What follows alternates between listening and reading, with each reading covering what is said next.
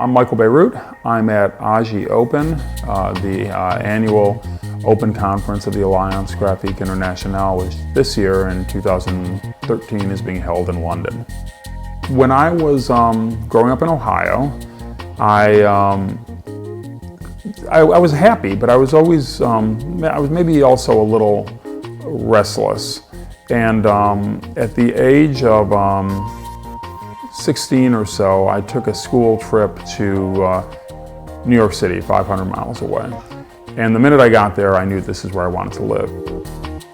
I'd say most of the career highlights I've had, when I think about them, they have a lot to do with leaving some impression on my adopted city.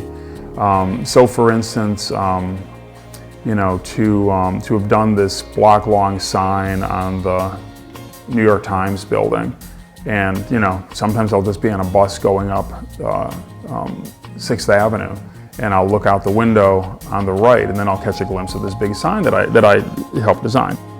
To walk down the street and see people holding shopping bags from Saks Fifth Avenue that I designed, you know, 5+ years ago that are still in use now.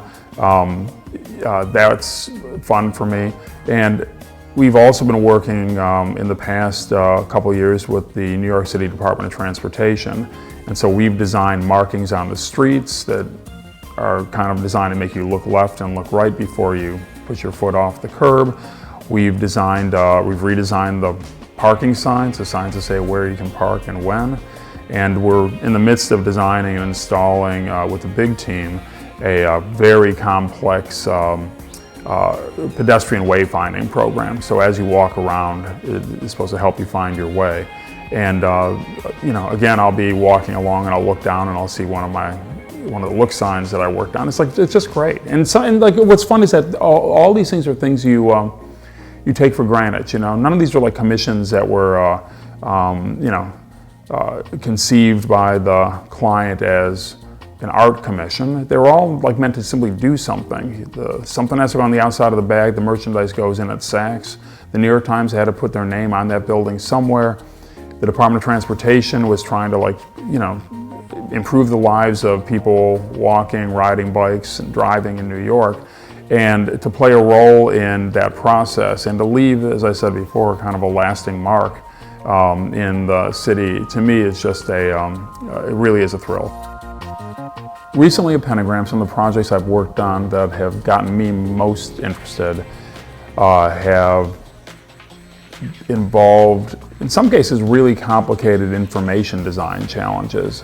I got approached about this time last year to redesign a magazine, and I have redesigned magazines in the past, but this one is very special to me because it's a magazine called Billboard, which in the United States is the Bible of the pop music industry. What was Billboard's claim to fame then and now, which is their ranking by sales and airplay of the you know, top 10, top 100, top 200 singles, albums in different genres. And the most exciting part of it was the fact that the redesign included designing the charts in the back. To me, the front of the magazine is an interesting magazine challenge, but that has articles and features and pictures and sidebars and all the stuff that every magazine you know has. The unique hold on the public imagination that Billboard has is all about those charts in the back. And the charts in the back are nothing but pure, hardcore, densely packed, challenging information design. I was asked once, is it important to draw to be a graphic designer? And I said, I've come to think it's more important to read. And some people were shocked by that. I think it's considered sort of the sacred rite that we have to undergo, just knowing how to draw and having good hand-eye coordination.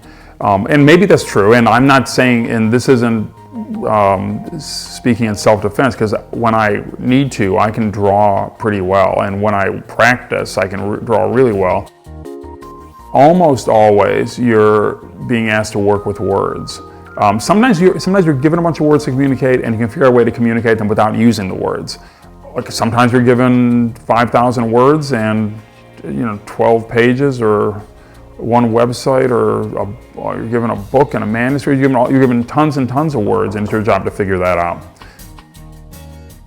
There's always something interesting about every situation, about every project, every person you work with, and your ability to kind of be curious about them and to use your curiosity as your route into the work and to shape the kind of way that you approach the work as you go forward is one of the most rewarding things you can find in your career. And you can start doing that like right now if you want. You don't need equipment, you don't need a salary, you don't need a lot of money, you don't need a fancy assignment, you don't need anything. All you need is your curiosity and your optimism. You can start being a designer this minute.